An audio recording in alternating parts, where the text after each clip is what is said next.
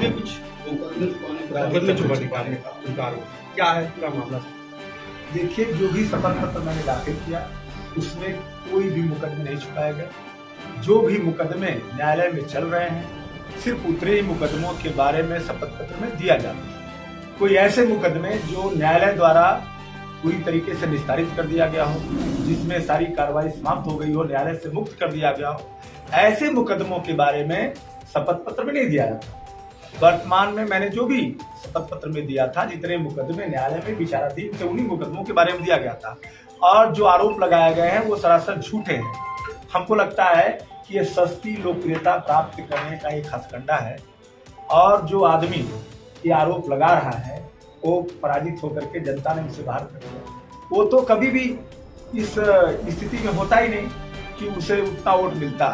वो तो हमारे पार्टी से जुड़े हुए कुछ लोग जिन्होंने, जैसे कहते हैं घर का भेदिया होता है, घर के भेदियों की वजह से वो कुछ वोट पा गए। अन्यथा उनकी स्थिति ये थी, पहले भी थर्ड नंबर पे थे और आगे भी थर्ड नंबर पे रहते। लेकिन आपको बताएं कि जो भी आरोप लगाए गए हैं वो सारे के सारे बेबुनियाद और झूठे हैं। और मैं बता दूं, उन्होंने अपने फेसबुक के अकाउंट पे जो बातें डाली हैं, मुझे इस बात का, मेरे वकील साहब ने मुझे कहा कि इस पे डिफेमेशन सूट हो सकता है। लेकिन मैंने इस बात को विचार किया कि डिफेमेशन सूट करने से हमें मिलेगा, जो आदमी इस लायक नहीं है। मुझे तो ये पता चला कि सैकड़ों लोगों से जिस आदमी ने नौकरी दिलाने के नाम, अभी चुनाव के दौरान उस व्यक्ति ने, जिसने आरोप लगाया है, उस व्यक्ति ने ये दावा किया था कि समाजवादी पार्टी की सरकार बनने जा रही है, अखिलेश जी वो मुख्यमंत्री बनने जा रहे हैं और मेरी सरकार बनेगी, मैं मंत्री बनूंगा।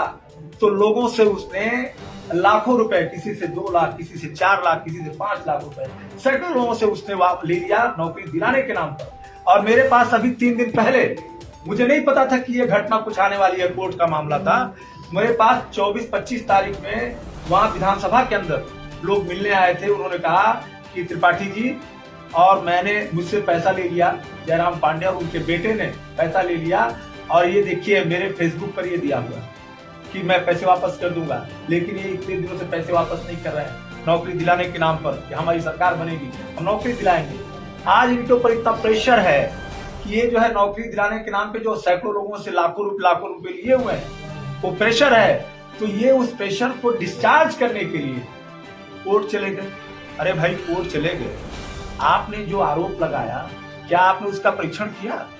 आप ये कहते हो क्या मैं इतना मूर्ख आदमी हूँ? मैं लगातार 4थी बार चुनाव लड़ा हूँ, हर बार मैंने शपथ पत्र दिया है और मुझे अच्छी तरीके से पता है कि शपथ पत्र में उन मुकदमों का जिक्र करना होता है जो मुकदमे न्यायालय में विचाराधीन होते हैं। लेकिन जो मुकदमे न्यायालय में विचाराधीन नहीं होते उनके बारे में शपथ पत्र में नहीं दिया जाता है। तो मैंने उतने मुकदमों का दिया है। और अगर मैं 10 मुकदमों का दे सकता हूं तो 20 का क्यों नहीं दे सकता? मैं 10 का दे सकता हूं तो 25 का क्यों नहीं दे सकता? अगर मेरे ऊपर मुकदमे होते न्यायालय में विचाराधीन तो 100 होते तो मैं 100 का क्यों नहीं देता? अभी इस विधानसभा में ऐसे भी लोग हैं जिनके ऊपर 100 से ज्यादा मुकदमे विचाराधीन है, उन्होंने तो दिया है। आजम खान के ऊपर तो 100 से ज्यादा मुकदमे हो गए। तो आप ये बताओ, मुकदमे होना और मुकदमों में क्या कोई परिणाम आया है? मेरे खिलाफ कोई ऑर्डर हुआ है क्या? कभी भी नहीं हुआ, क्योंकि सारे मुकदमे आपको बता दें इसी सपा और बसपा की सरकार में हुए थे। मेरे ऊपर जितने भी मुकदमे हुए हैं, ये सपा और बसपा की सरकार, जिनके ऊपर आज बुलडोजर चल रहा है, जो गुंडे और माफियाओं से भरी हुई सरकार है। और ऐसे व्यक्ति को जिसको आम जनता कहती है, जो दलाली का काम करता है, जो लोगों से पैसे ले लेता है और लोगों को नौकरी दिलाने के नाम पे लाखों रुपए ऐड करके बैठा हुआ है, उस व्यक्ति की बात कर रहे हैं। न्यायालय में गया हुआ तो न्यायालय से पता चल जाएगा। किस बात की चिंता करते हैं? मुझे तो किसी बात की चिंता नहीं है। मुझे तो मालूम है कि मैं 100% एक्यूरेट और ट्रुथफुल मैंने अपना शपथ पत्र दिया है, इसलिए मुझे किसी बात की चिंता नहीं है। ये सस्ती लोकप्रियता हासिल करने के लिए इस तरह काम किया गया। अब आप देखो ना, वो लेकर के आया और वो लिख क्या रहा है बंदा, वो बंदा जो है अपने फेसबुक अकाउंट पे लिख करके उसके बाद तुरंत डिलीट कर दे रहा है, क्योंकि उसका मकसद क्या था, लोगों के बीच में इसको फैलाने का। और उसको ये मकसद, उसको नहीं पता था कि मुझे भी ये मिल जाएगा। अभी मैंने आपके सामने दिखाया, इस व्यक्ति ने जो बोला, मैं फिर से पढ़ता हूं। एक ही जमीन 33 लोगों को बेचकर, जरा आपने सबूत मांगा? 33 लोगों को एक जमीन का बयानामा कहीं से मिला? आप मांग लीजिएगा भाइयों, आप लोग तो पत्रकार हो, आप तो मांग सकते हो। उस व्यक्ति से ऐसे किसी जमीन का पूरी धरती पर जो अनिल त्रिपाठी ने किसी को बेचा हो, एक को नहीं, एक ही जमीन 33 लोगों को, इस पे उसी ने अपने अकाउंट पे लिखा हुआ है। आप देख लो, इसको अच्छी तरीके से बना लो। आपने देखा भी है, सबने अभी स्वीकार किया कि आपने देखा हुआ है। दूसरी चीज कि इसने बोला कि एसएसपी और कमिश्नर ने नंबर 1 भूमाफिया बना दिया। मैंने तो इसके पहले भी आप लोगों के सामने सबूत रखा था कि मुझे भूमाफिया का न होने का प्रमाण पत्र मिला हुआ है। इस बार इसके पहले जब चुनाव के दौरान भी ये विषय चल रहा था तो मैंने प्रमाण पत्र दिया था। तो क्या इसके बाद भी इस विषय पे कुछ कहना चाहिए? इस विषय पे भी कुछ कहना चाहिए। लेकिन रुग्ण मानसिकता का व्यक्ति जो दिवालिया माँ हो चुका हो, जिसके पास अब कुछ भी नहीं बचा है, सिर्फ ऐसे सबूते छोड़ करके जो आदमी अपने को लाइमलाइट में लाना चाहता हो, ऐसे व्यक्ति की बात करके आप लोग परेशान हो रहे हो, जनता को भी भ्रमित कर रहे हो। अरे हमारे क्षेत्र की जनता मुझे जब से मैं पैदा हुआ हूं तब से जानता हूं।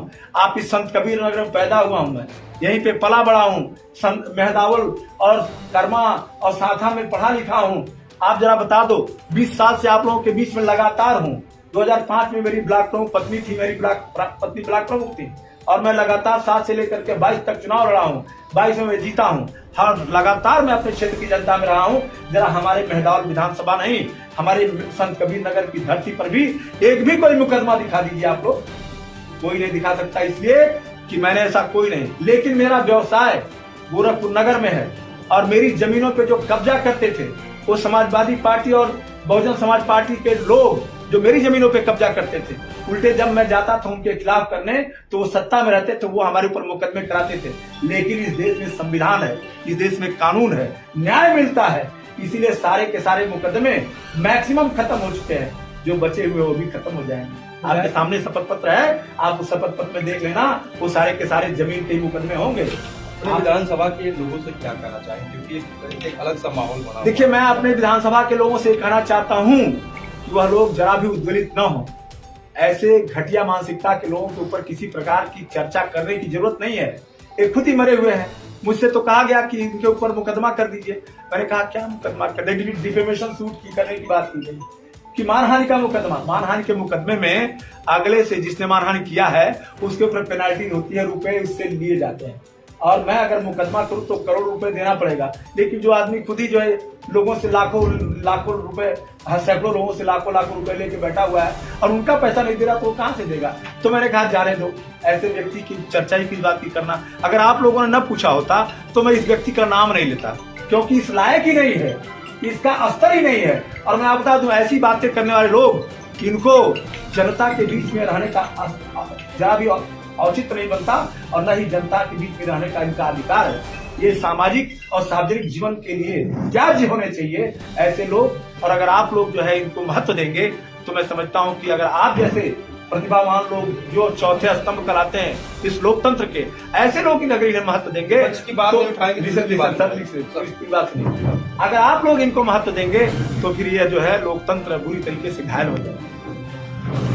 और बताएं, विधायक की उनकी जनहित याचिका को न्यायालय ने, मैं उस जनहित याचिका को जानता ही नहीं हूँ। मैं तो अभी सिर्फ सुनी बातें सुन रहा हूँ। मैं अभी कुछ नहीं जानता। जब तक मेरे पास कोई प्रमाण नहीं आएगा तो मैं कैसे क्या करूंगा? रही बात, अगर न्यायालय में होगा तो आएगा ना, चलते चलते तो आएगा, आएगा तो जब भी आएगा तो उसका जवाब दिया जाएगा। और मैं 1000% आपसे पूरी ताकत के साथ कह रहा हूँ कि मेरे शपथ पत्र में एक भी सूत्र का कहीं कोई दोष नहीं है, कहीं कोई चीज छुपाया नहीं गया है। और आपको ये नहीं पता होगा कि इन लोगों ने चुनाव के दौरान भी कहां नहीं कंप्लेंट किया था, टीएम कहां कंप्लेंट किया था। ये इनके जो कुछ लोग, इन दलालों के कुछ और भी दलाल हैं, ये सारी पूरी टीम है, ये सब मिल करके हमारे खिलाफ उस समय भी षड्यंत्र किए थे। हमारे जनपद संत कबीर ने डीएम क्या इन्होंने किया था, एसडीएम क्या किया था, चुनाव आयोग में किया था, कहां नहीं किया था। हर जगह से जांच पड़ताल हो चुकी है और जब कहीं से कोई परिणाम नहीं निकला तो ये दिखा दिया। अरे भाई, कोर्ट में मुकदमा किसके खिलाफ कौन नहीं कर सकता है? 100, 200, 500, 1000, 2000, 5000, 10,000 रुपए तो लगता है मुकदमा करने का। और घर का वकील हो, भाई जाहिर है कि नेतागिरी कर रहा तो 4 वकील भी होंगे। तो घर का वकील हो तो 1 भी रुपया नहीं लगेगा, खाली कागज का पैसा लगेगा। इतने मुकदमा कर लिया, अब मुकदमा करके आ गए, बोला कि हमने कोर्ट में घसीट लिया। अरे भाई, कहाँ घसीट लिया कोर्ट में तुमने? अब तुम घसीटने की बात कर रहे हो। तुम्हारे इस चरित्र पर अगर हमारे क्षेत्र की जनता घसीट लेगी, तुमको अगर घसीट लेगी, जब तुम वहां जाओगे तो कहोगे कि अनिल त्रिपाठी ने घसीटवा दिया।